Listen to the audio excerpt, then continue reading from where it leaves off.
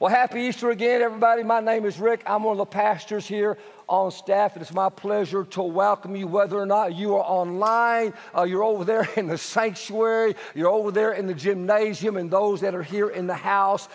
Thank you so much for joining us here on this Easter weekend. And I'm guessing there are many of you here in this place.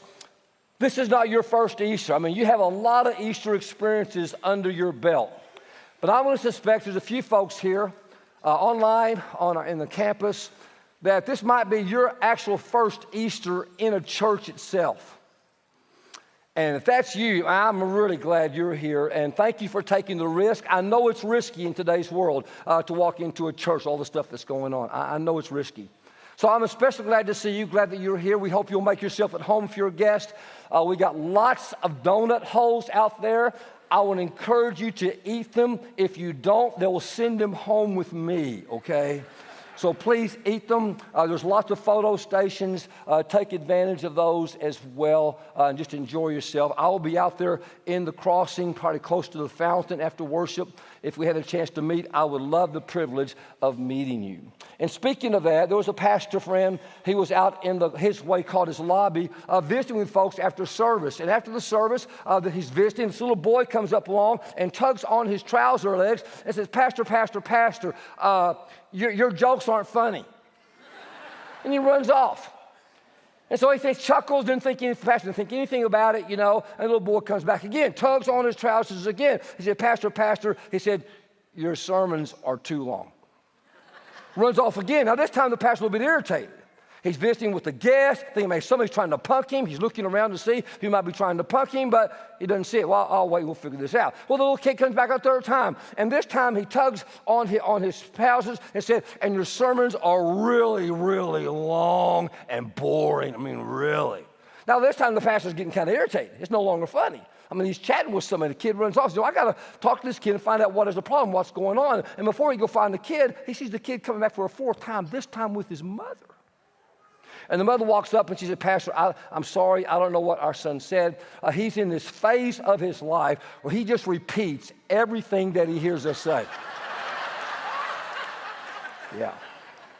So I share that with you because there might be somebody here in this room, or for sure in one of the other rooms, you might be drifting off already. And you're already kind of getting bored, or maybe you're just here under obligation. So I'm going to ask you to do something.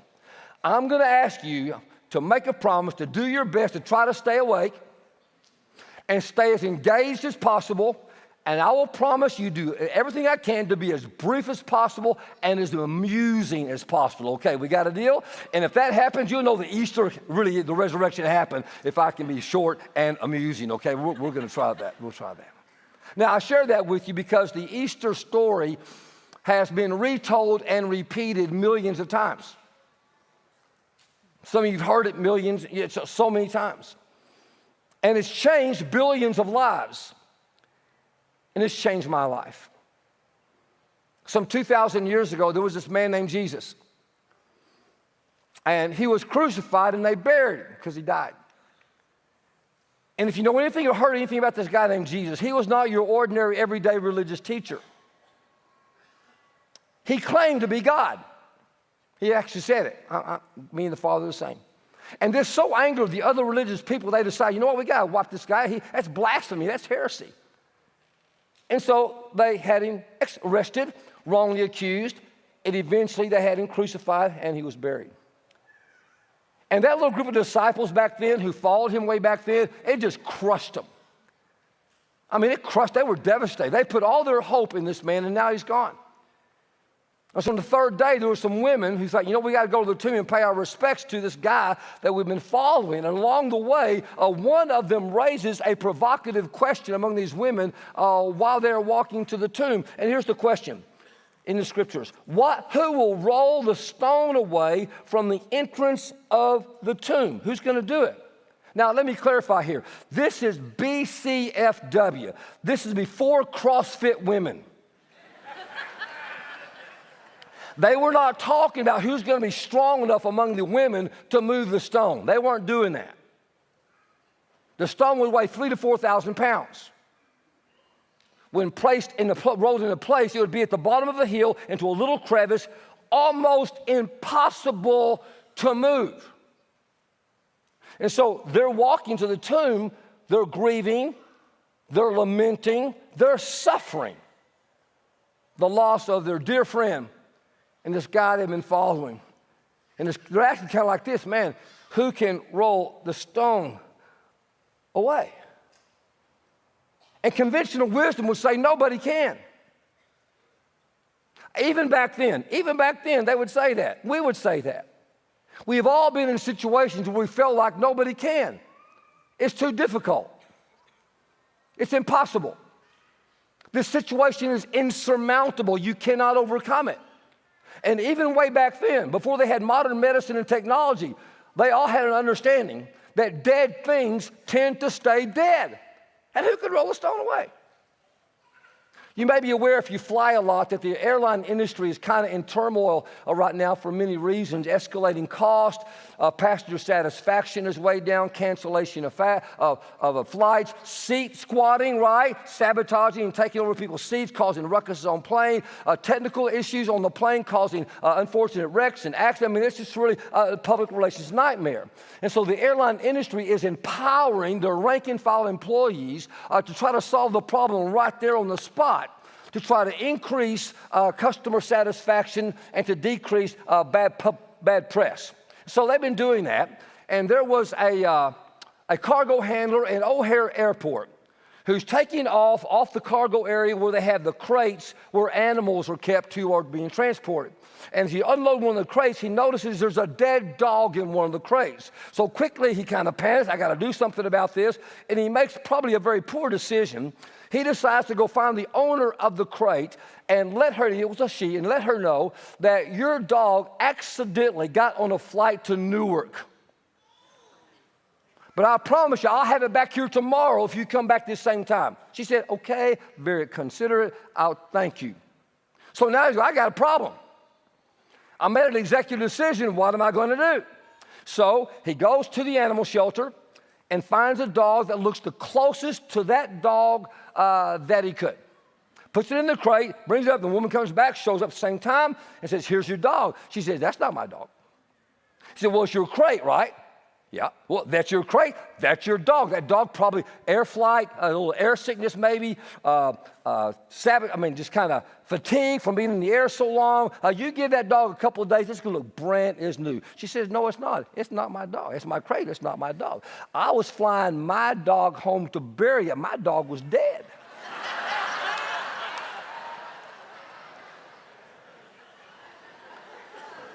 Because we all know dead things tend to stay dead. Broken relationships tend to stay broken. Broken marriages tend to stay broken. Addicts tend to stay addicted. Depressed people tend to stay depressed. And the problem with conventional wisdom is this. Conventional wisdom cannot explain how the tomb got empty, what happened on that very first Easter. It makes no sense. Because after the women got to the tomb, this is what the scripture says. Verse 4, when they looked up, they saw that the stone, which was very large, had been rolled away. And as they entered the tomb, they saw a young man dressed in a white robe sitting on the right side, and they were alarmed. Don't be alarmed, he said. You're looking for Jesus, the Nazarene, who was crucified. He has risen. He's not here.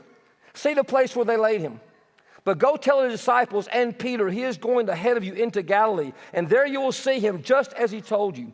Trembling and bewildered, the women went out and fled from the tomb. They said nothing to anyone because they were afraid. Now the question is, how do you explain that?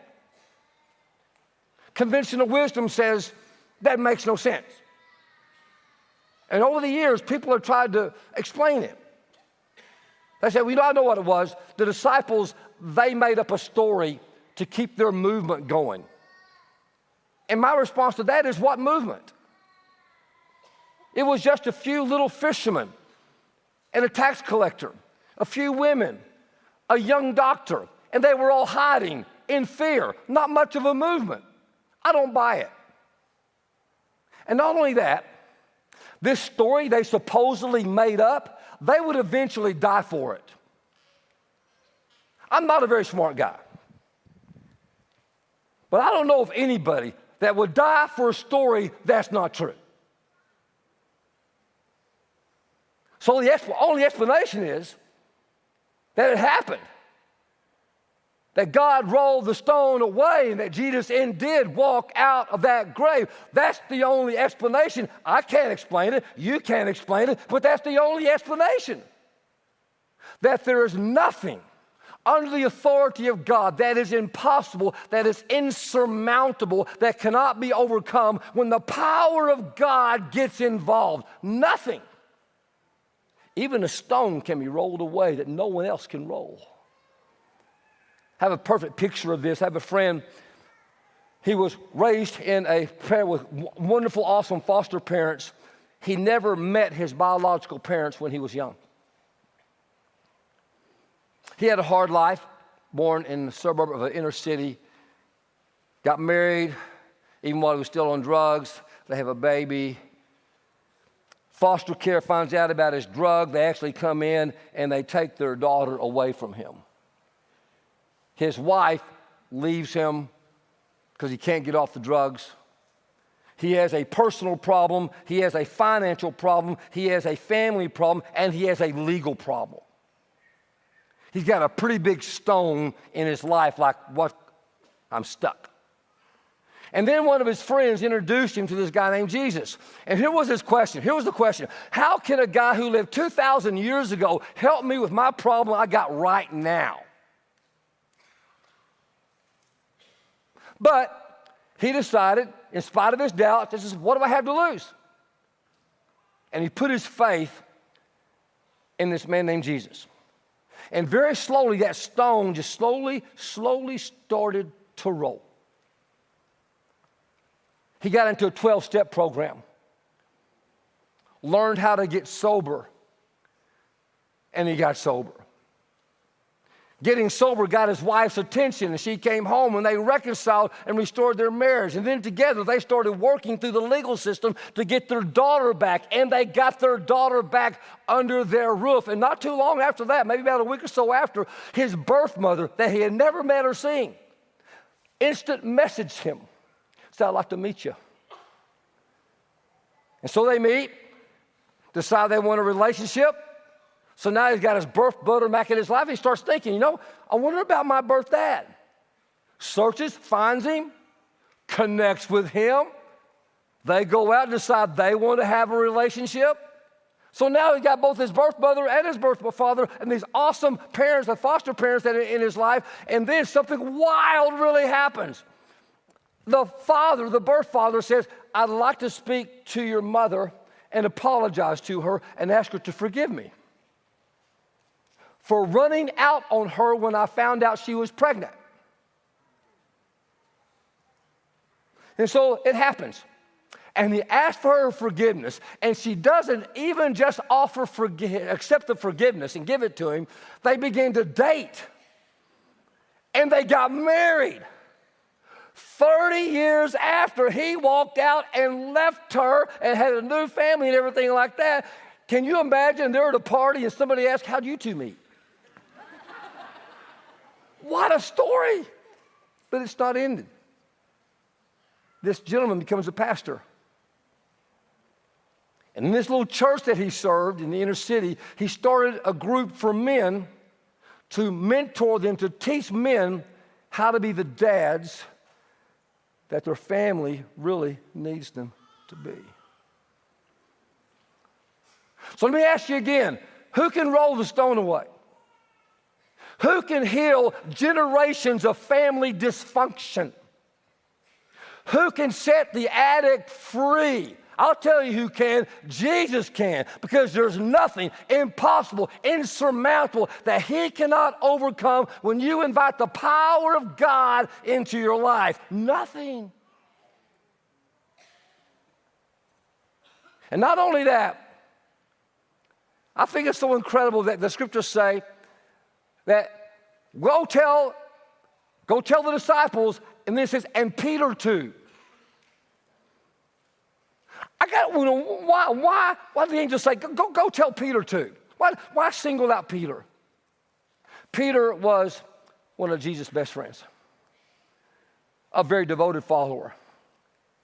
And when Jesus got in a jam, when he really was in trouble, when he needed somebody to stand up with him, Peter ran like a scared little kitten.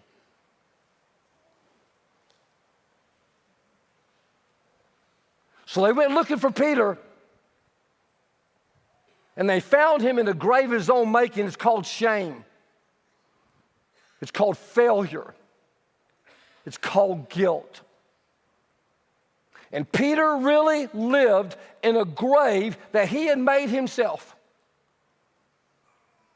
And I just wonder, online, in the house, sanctuary, ark, here in the center right here, if there's somebody you say, you know what, I can relate to that. You find yourself stuck in a grave of your own making right now because of your own mistakes. You said it. You got to own it. You did it. Nobody else. It's on you. You got an addiction issue. I don't care. You just can't get past it.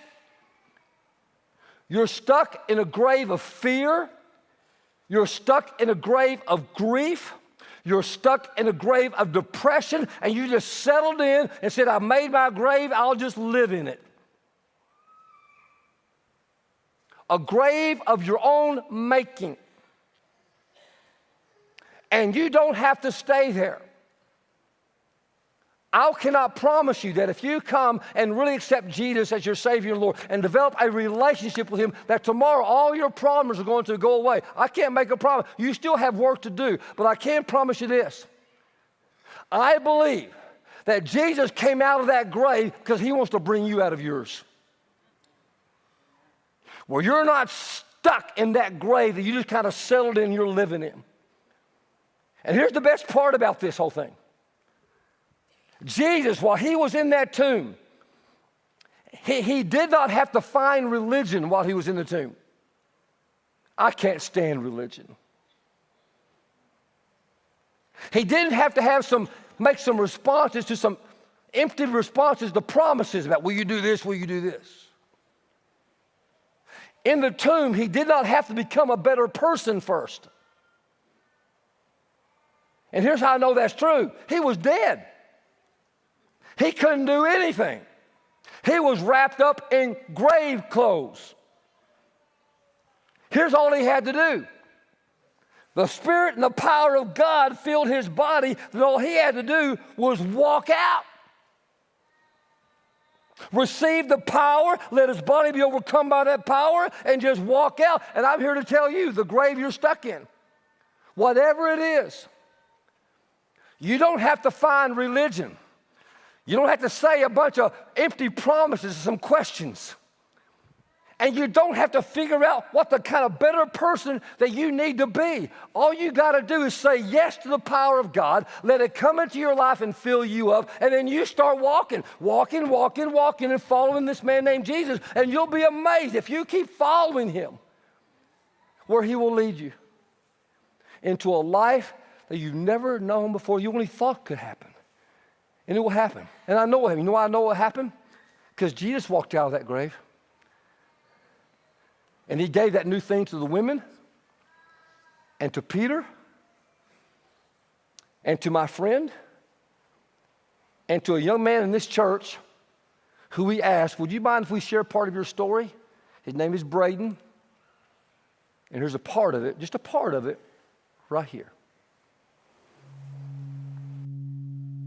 Growing up wasn't easy. It was chaotic, painful at times. My father and my mother were never married.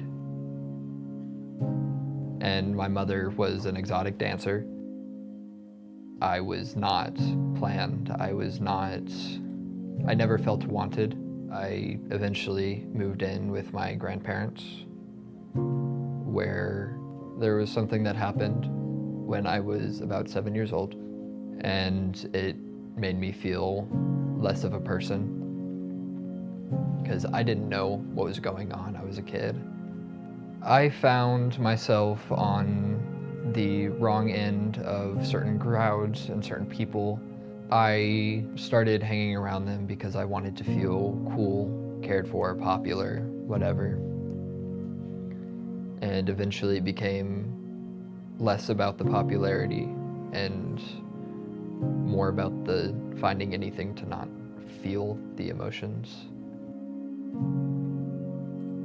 I struggled with addiction, self-harm, and very dark thoughts that I wouldn't wish on any person. Felt empty. I felt like I needed to find something to connect with. I felt like there was this pit in my chest that I was longing for something, and I desperately searched everywhere I could to fill that void. For a moment, it gave me that peace, but eventually it started spiraling and I started losing myself. I started working at a Waffle House and there I met some friends. On March 13th, I made a decision to get clean.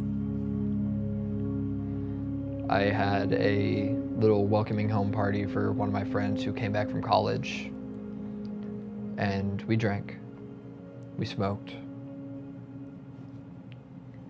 and I eventually found myself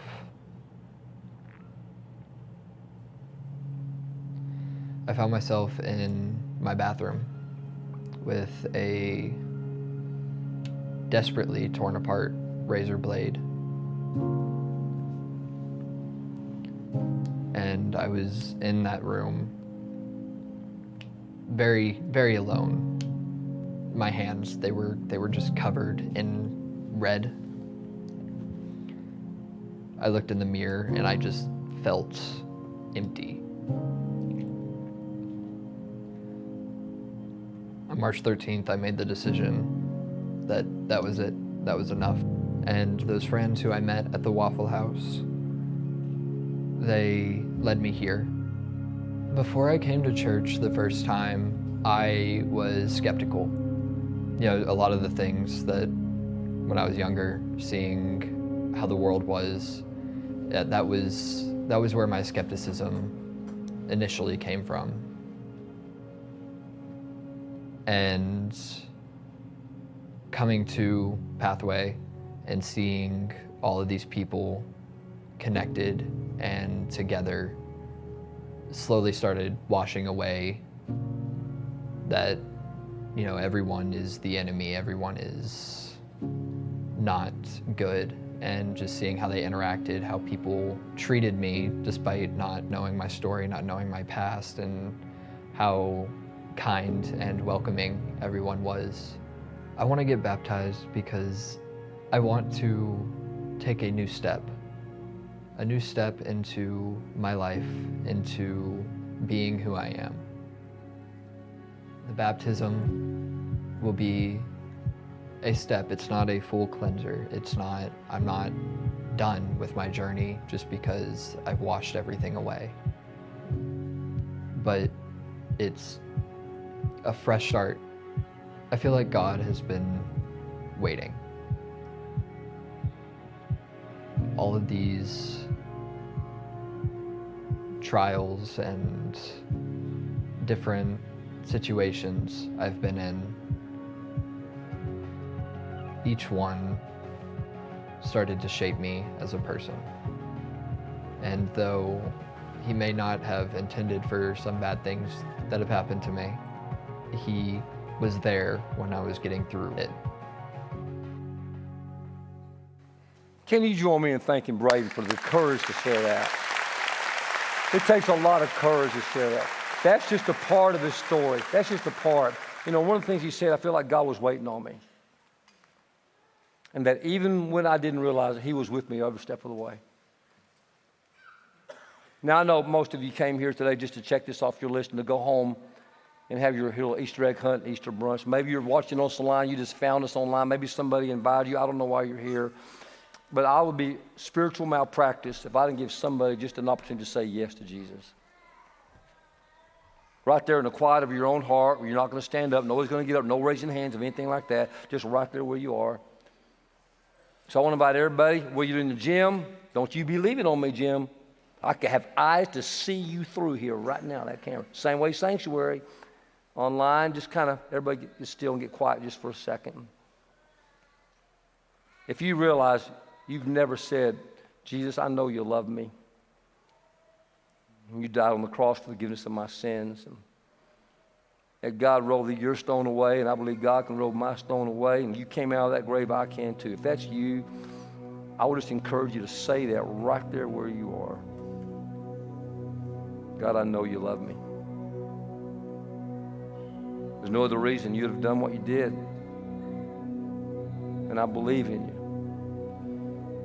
And I believe you can bring me out of my grave just like you brought Jesus out of his grave. Or maybe you've been around church for a long time and you strayed away. And you're like those women at the tomb who found themselves just overwhelmed, their head down, their heart broken, just sad, just overwhelmed. And that's you. For just a second, every voice in the center, if you can hear it over there in the sanctuary yard, I want you to listen to the peace and joy and that sound of that little baby right now.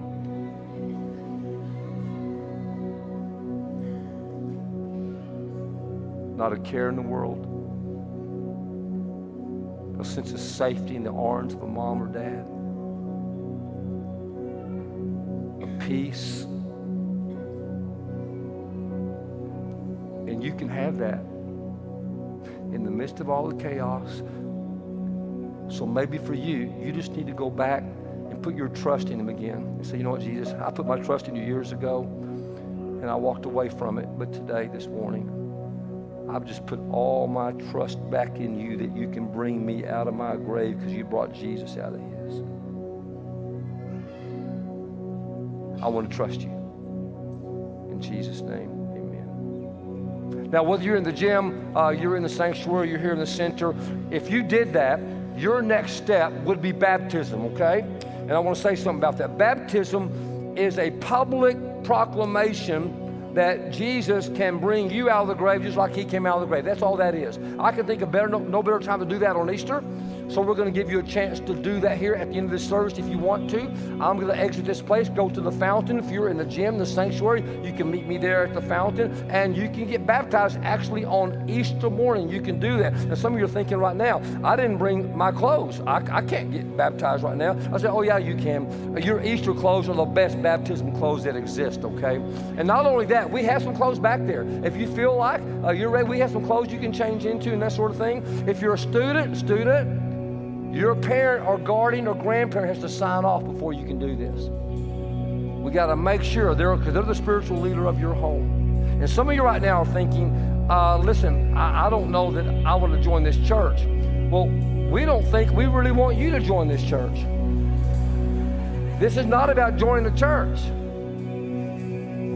This is about getting baptized into Jesus. If you feel like, I just need to say yes, I need to get on with it. I got to step out of this grave. And this would be a great opportunity to do that, okay? So here's what we're going to do. If you've already signed up for baptism next week we're having one more celebration next weekend, okay? So you're waiting till next weekend because we're going to all services long. There's going to be professions of faith. Babies are going to be dedicated, reaffirming faith, whatever. So I'm not asking you to sign up for baptism. I'm saying you already signed up. For those folks today, you're not ever coming back here, but you know you need to do this. You can do it today, right now. So here's how we're going to do this. Everybody stand up. Everybody stand up. Here's what we're going to do. Here's what we're going to do. We're going to sing the end of this song again. And in a second, I'm going to count to 3. And right now, there's somebody really nervous. Can I say this? Somebody's heart's pounding because you're thinking, oh no, I really feel like God's talking to me. I need to do this. But you're thinking, what will my friends think? What will my family think? Hey, don't you care what your family thinks or what your friends think. You worry about what he thinks, what he's saying in your heart, okay? That's all you got to do. So I'm going to meet you there. We're going to do this together. So on the count of 3, I'm going to start walking, and this is you. You walk with us. Step out of the aisle, and you follow me out there to the fountain, and we're going to do this right now, okay? Are you ready? Here we go. 1, 2, 3. Start walking. If you walked out of the grave, I'm walking too. If you walked out of the grave, I'm walking too. If you walked out of the grave, I'm walking too. Come on, church. If you walked out of the grave, I'm walking too. Oh, if you walked out of the grave, I'm walking too. If you walked out of the grave, I'm walking too. We're following Jesus. If you walked out of the grave, I'm walking too. If you walked out of the grave, I'm walking too. There ain't no grave that can hold my body down. There ain't no grave gonna hold my body down.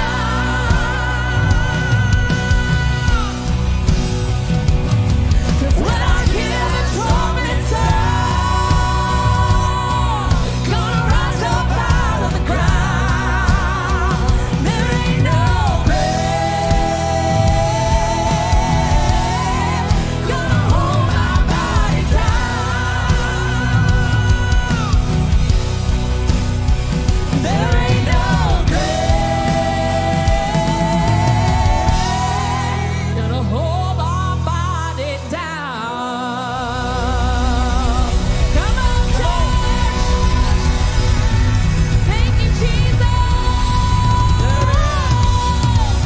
Hey, thank you so much for joining us for Easter at Pathway. Remember, we have one more celebration next Sunday. We invite you to come back and see us. We'll see you guys next week. Have a great Easter.